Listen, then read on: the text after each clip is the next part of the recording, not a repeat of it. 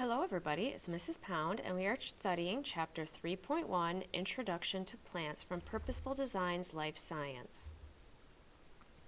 Today we're going to take a look at the last section in this chapter, so should be starting to get ready for a test, Section 315 on seed plants. Our objectives today will be to describe the functions of cambium, phloem, and xylem, explain the primary function of the three main parts of all seed plants, and compare and contrast the structures of monocots and dicots. So there are two types of vascular tissue in plants. Remember, these form vessels like our blood vessels to carry materials. There is phloem, and this is the vascular plant tissue that transports food from the leaves to the rest of the plant. In phloem, the way I remember this is food flows down. So the pH sounds like an F, so food flows down. And phloem tends to be this tissue on the outside, kind of this greenish stuff would be the phloem.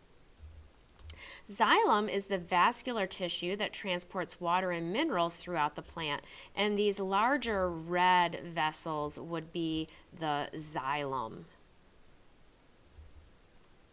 So the three main parts of a seed plant are the roots, and they are there to support and anchor the plant, to hold it into the ground. Stems, and stems are to support the leaves and flowers and to transport nutrients. And the leaves to photosynthesize. They provide the food for the plant through photosynthesis. Now let's take a closer look at the roots. There are different types of roots in a plant. There are tap roots, which are large, fleshy, vertical roots. Off of tap roots, there are lateral roots. These are small roots that branch off the side of a tap root. So these branching off roots off the side of this root here.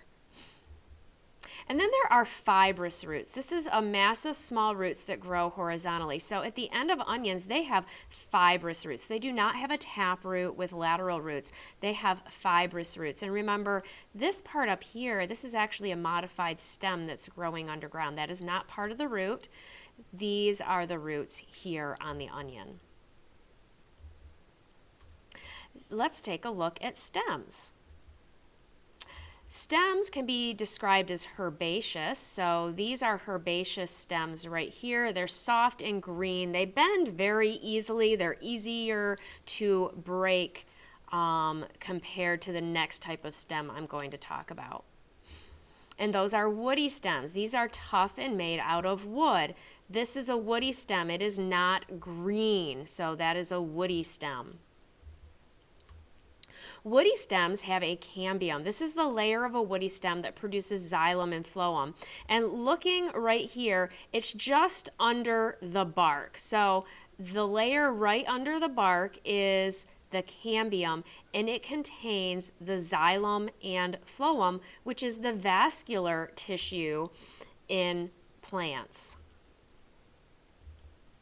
Then there is the pith, which is the center right here of a woody stem. So that is the pith.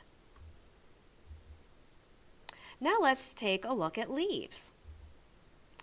There are structures in a leaf that allow it to obtain carbon dioxide for photosynthesis, and they are called the stomata. And right here, this is the stomata. Here is the opening that allows for gas exchange. Okay, and on the outside, these are guard cells, and these open and close the stoma, which is the opening. So stomata are the openings in a leaf through which gases pass. So carbon dioxide goes in, oxygen comes out, and also water will come out of those as well. And one thing you need to know is that a pine needle is in fact a leaf, okay? They are leaves. They're not like our deciduous leaves, and they're not broad, but they are in fact a leaf. So monocots versus dicots. Perhaps you've heard of these before. A monocot is a plant that produces one seed leaf. So when these seeds sprout, there will be one leaf that comes out of them. Their leaves tend to be parallel. If we look at this corn, we see that the veins are parallel on these leaves. They run parallel to that middle vein. The flowers, the petals are in groups of 3. So we can see here on this lily there are 1, 2, 3, 4, 5, 6 petals. So we know this is a monocot. And if you're familiar with lily leaves, also they look kind of like grass and they have the parallel veins. And their roots are fibrous, like these onion roots. They will have fibrous roots. Their stems are also very soft, and they have scattered vascular bundles. You can see these vascular bundles here. They're kind of clumped up dots here. Those are vascular bundles, and they are scattered throughout the whole stem. Now there are also dicots, and this is a plant that produces 2 seed leaves. So when it sprouts from its seed, it will have 2 leaves that are coming out. And the leaf veins are branched. You see how these are branched and coming out? They're not running parallel to that middle vein. The flowers have petals in groups of 4 or 5. So we see here 1, 2, 3, 4, 5. So this is a dicot. Also, they could be in groups of 4. They have tap roots like this dandelion here, and we also notice the leaves, that these leaves are branched. Now, we look at more than one characteristic, because if you've ever seen a dandelion flower, it would be really hard to count all those petals to determine. So that's why I'm giving you more than one thing to look at to determine if it's a monocot or a dicot, because it can be tricky for some of the different parts.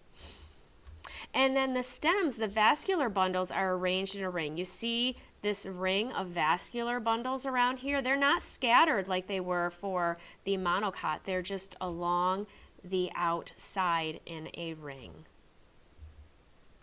So our objectives for this video were to describe the functions of the cambium, phloem, and xylem, explain the primary functions of the 3 main parts of all seed plants, and compare and contrast the structures of monocots and dicots. So don't forget your 5 questions in your notes and keep watching this video to answer the questions at the end. Also, remember this is the last video, so be studying for that test.